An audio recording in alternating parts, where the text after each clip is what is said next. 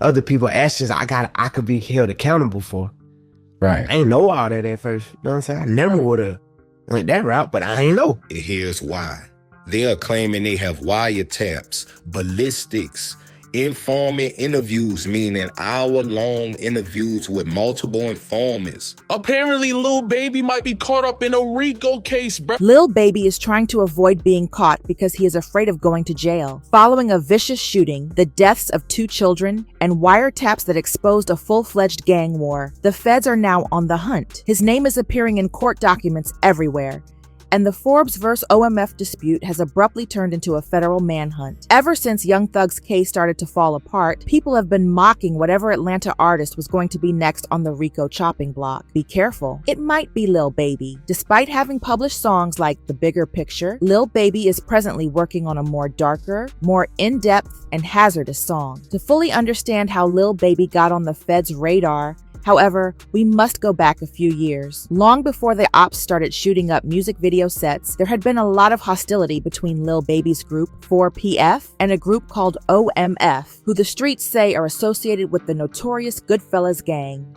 Years of violence on both sides, treachery, and silence characterized this protracted gang war. It was more than a minor rap feud. One of the first sparks to catch the public's attention, Marcus Big. In August 2021, Mark Holland, a known 4PF member, was killed. In addition to causing suffering on the streets, the death left 4PF members in mourning. Law enforcement also says the laws fostered a climate of vindictiveness that never really went away. Now let us go on to May 2024. Lil Baby decided to shoot a music video in the heart of Verbena Street Northwest, which is known for being OMF territory. Let us face it, this was unfriendly territory. Law enforcement officials claim that Baby knew exactly where he was and how important that maneuver was. As soon as the camera started rolling, bullets started to fly. They hit 3 persons. That's correct, and that's because the apartments that are here are literally right across the street from where this shooting happened. Neighbors here frustrated that this music video shoot ended the way that it did. One woman who was caught in the middle of the crossfire tells me she's lucky to be alive. Between the bullets, it was nothing but bullets, pop, pop, pop, pop. At least 25 shots fired. Yeah, it was terrible. Though Lil Baby escaped unscathed, it changed everything.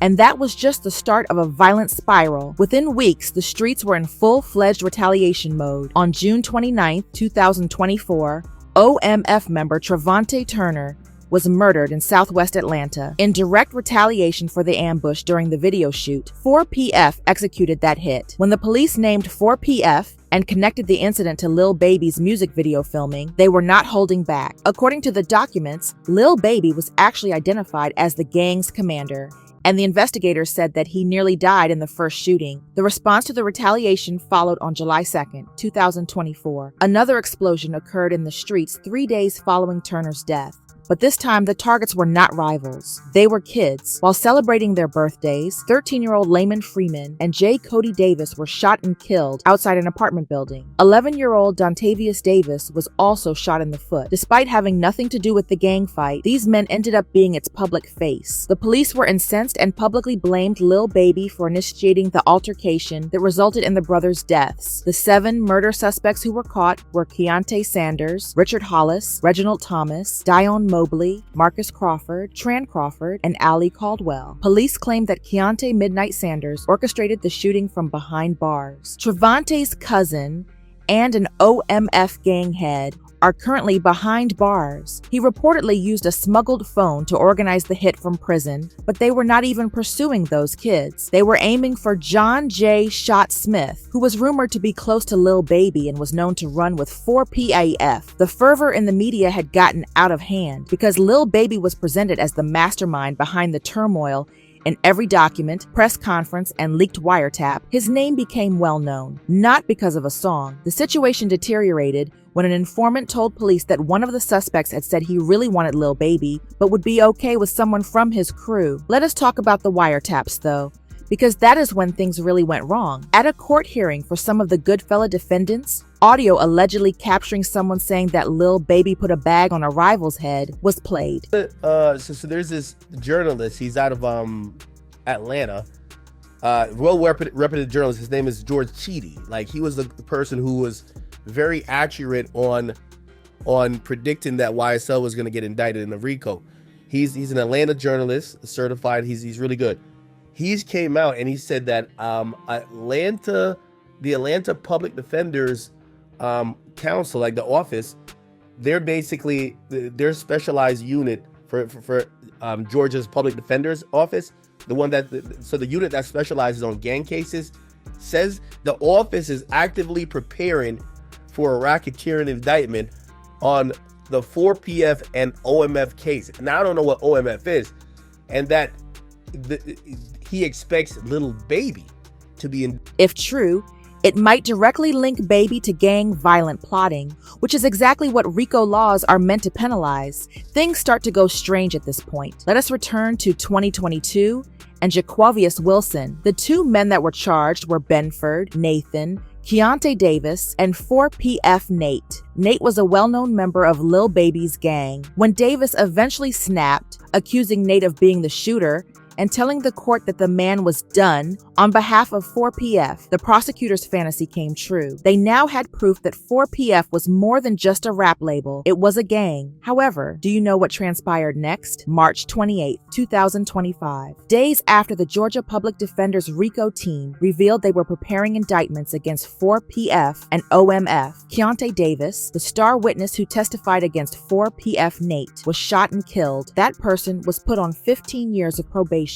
for being a part of a very real and ugly gang. And where did it all happen? Just off Lakewood Avenue is a neighborhood that is starting to look like a map of a crime scene. The Atlanta police said they responded to the call Friday night, found Davis with gunshot wounds, and rushed him to the hospital, and he didn't make it. Just a few blocks away, a young Scooter is said to have died after eluding police that same evening, in addition to injuring his leg. Yes, young one, Scooter, as in Future's old friend, Freeband's associate, who is well known in Atlanta. Let us face it, notwithstanding the police's assertion that there was no official connection between the two incidents, two men with rap connections or rap musicians dying on the same night within a mile of each other, it is more than just a coincidence. It is a signal. Rumor has already surfaced that this was not an isolated incident. Others claim it is revenge. Before a massive RICO, some people think it is part of a bigger cleanup effort. The crazy part? Keontae was one of the strands that remained from that 2022 scenario. If the feds were trying to build a case, their witnesses are slowly disappearing. Literally, Dia Fani Willis stepped in during the YSL problem because of this exact tendency. In 2022, she initiated the massive racketeering case against Young Thug's group for a cycle of a similar kind. Rap meets the street meets bloodshed. She is currently speaking in public. 2 additional major RICO indictments are expected to reach Atlanta within 60 days. It is not necessary to wear a decoder ring to comprehend why Lil Baby's moniker is so well known, but the smoke does not go away with music. Additionally,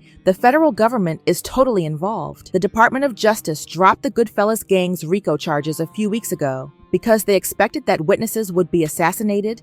The case's prosecutors made a serious effort to seal the documents. Their identities were made public. Yes, it is that profound. Meanwhile, Lil Baby is silent, quite silent. Now, Major Ralph Woolfolk of APD's Violent Crime Interdiction Department has put it simply. Investigation aspect of this, Lamont Freeman was allowed to be a 13-year-old for 27 minutes before gang tenants ultimately took his life.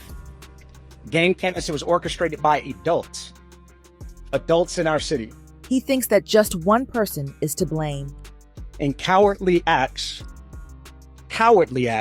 of an Atlanta-based rapper that decided to go over into a rival gang stronghold and shoot a music video in a place that he knew he should not have been.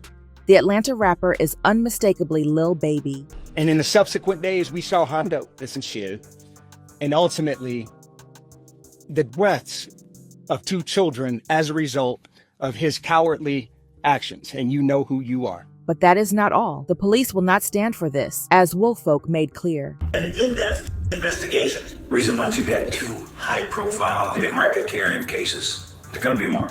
Over the next 60 days, you'll see 2 more.